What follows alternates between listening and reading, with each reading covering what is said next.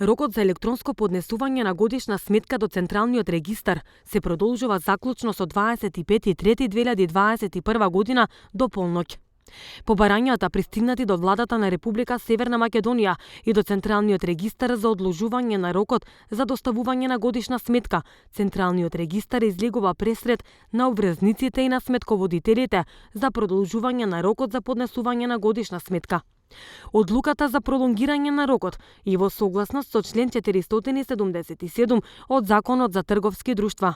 Ваквата одлука за пролонгирање на рокот се носи врз основа на состојбата и мерките од владата за заштита и превенција од вирусот COVID-19, а со цел запазување на законските рокови. Согласно податоците од Централниот регистар, заклучно со вчерашниот ден, над 90% од обврзниците веќе ја поднеле годишната сметка. Централен регистар како сервисно ориентирана институција е подготвена да одговори на барањата на своите корисници во рамките на законските можности.